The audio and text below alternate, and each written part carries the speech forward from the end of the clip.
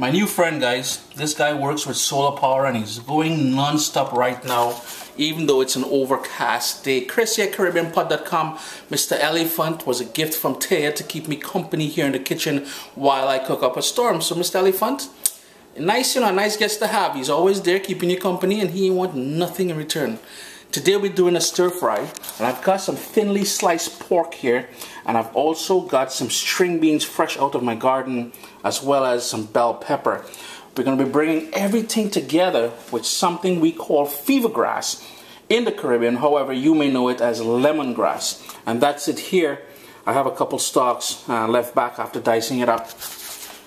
Unlike what we usually do in the Caribbean with what we call fever grass, we only use it mainly for making tea. But I love that sort of lemon ginger sort of flavor you get from it. And with the strong Chinese background we have influencing our food in the Caribbean, I thought I'd do a nice little quick stir fry something, but using that lemongrass. So here we go. Thinly sliced pork, as I said, nice and dry. It's been washed. There's tiny bits of fat in there. That is cool.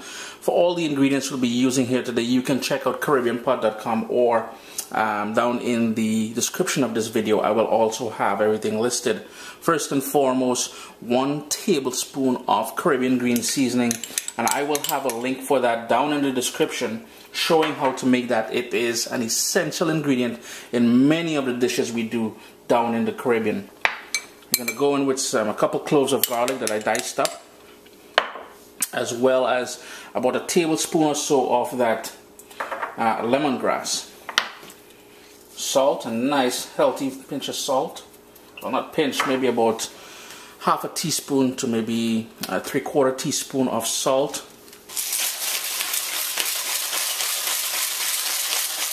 Some fresh ground black pepper. And I've got a couple bird's eye pepper, or bird pepper as we call it in the Caribbean. I would recommend using them whole and add it to when we're cooking. In my case, I want to get some of the kick. So what I'm going to do is dice up one of these and add it to the marinade. And there's that diced up bird's eye pepper. So all we want to do now is give that a good mix. Make sure every piece of meat comes into contact with that marinade that we just put together there. Put it in the fridge for about 1 hour and let that do its thing to really soak in all those lovely flavors of that Caribbean green seasoning. I've got my wok on a medium-high heat. You can use any sort of pot you like. I just love the width, the entire cooking surface of my wok. And again, I'm going to make it look nice, You're doing a stir fry, you might as well use a little wok. Oil in there, just vegetable oil, or if you like peanut oil, you can certainly do that. All that marinated pork.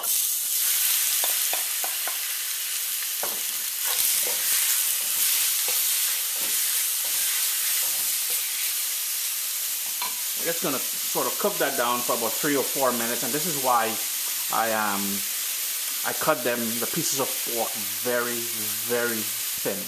As the pork cooks, I'm just going to make a little here in the middle there, and I'm going to go in with some finely diced onion, as well as those bell peppers. Next up, I'm going to go in with some oyster sauce, as well as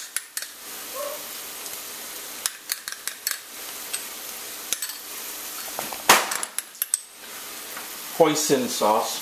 And if you want, you can go in with some soy sauce too. It's totally up to you, but I'm cutting back on my sodium, so I'm going to free up myself from that soy sauce. And my beans. And all you want to do now is give that a stir, really mix that up, bring all those flavors together. My heat is on medium at this point, and in the same bowl that I marinated the pork in, I have a 1/4 cup of water, because I wanted to pick up the remaining marinade. And we're just going to bring that up to sort of a boil and let everything come together nicely in the dish here. Here is where I'm going to go in with that other bird pepper or bird's eye pepper. If you can't get that, you can use any sort of hot pepper you like. Remember, I marinated the pork with one of that cut open with the seeds and everything. So in my version here, it will definitely have a kick. But if you want to avoid that kick and get the flavor, put in the 2 peppers whole, and you're good.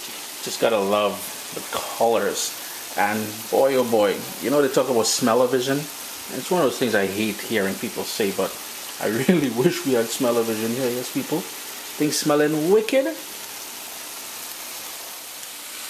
It's been going for about between 5 and 6 minutes since I added the beans and the water to the pot.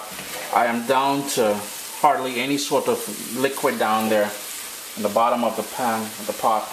This is where you're going to personalize it. This is ideal for me because I like my beans with a little bit of crunch to it. So I'm just going to turn that off and let the residual heat continue cooking it. Taste for salt, adjust accordingly, and enjoy. What else can I say? So there you go, friends. A wicked, boy, I don't know if you could call it a stir fry because it cooked a little bit longer than a typical stir fry.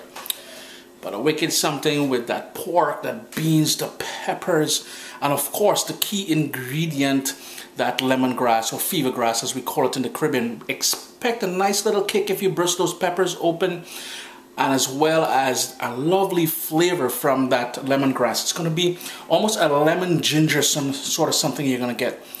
Chris here, CaribbeanPot.com. Don't forget, go in with that soy sauce if you want. And if you really want to take things up to a different level, you can certainly go with a tiny bit of sesame oil. I'm not a fan of sesame oil, so you won't see me use it in there. Always a pleasure to have you guys here in the kitchen with me. Do check out CaribbeanPot.com for this recipe and over 300 other Caribbean inspired recipes. Have a great day, guys.